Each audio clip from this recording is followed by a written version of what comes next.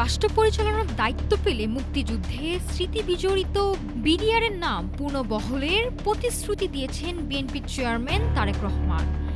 একই সঙ্গে one rank one pay বাস্তবায়ন এবং পিলখানার হত্যাকাণ্ডের দিনটিকে বিশেষ দিবস হিসেবে ঘোষণার কথাও বলেছেন তিনি।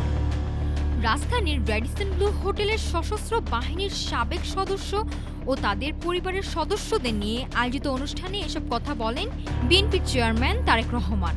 স্বাধীনতা ও সার্বভৌমত্বের সুদৃঢ় আস্থা শীর্ষক এই অনুষ্ঠানে আয়োজন করে বিএনপির সশস্ত্র বাহিনী বিষয়ক উপকমিটি।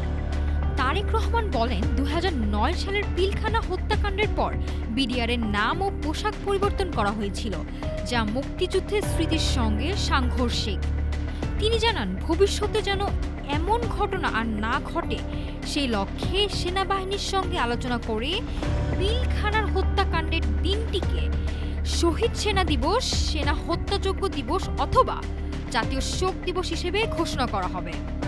অনুষ্ঠানে সেনাবাহিনীর সাবেক কর্মকর্তাদের দেয়া বিভিন্ন সুপারিশের কথাও উল্লেখ করেন বিএনপির চেয়ারম্যান।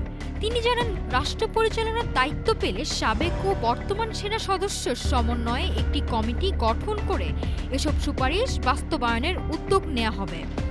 একই সঙ্গে ওয়ান র্যাঙ্ক ওয়ান পে বাস্তবায়নের প্রতিশ্রুতিও দেন তিনি। সেনাবাহিনী প্রসঙ্গে তারেক রহমান বলেন, একটি শক্তিশালী সেনাবাহিনী দেশের স্বাধীনতা ও সার্বভৌমত্ব রক্ষার মূল ভরসা। তবে সেনাবাহিনীকে রাজনৈতিক স্বার্থে ব্যবহার করা হলে তার পেশাদারিত্ব ক্ষতিগ্রস্ত হয় বলেও মন্তব্য করেন তিনি। অনুষ্ঠানে উপস্থিত সাবেক সেনা কর্মকর্তারাও আগামী নির্বাচনে গণতান্ত্রিক প্রতিক্রিয়ার অংশগ্রহণ এবং একটি নিরাপদ বাংলাদেশ গড়ার প্রত্যাশার কথা জানান। নাফিসা সামিয়া, ঢাকা টুডে।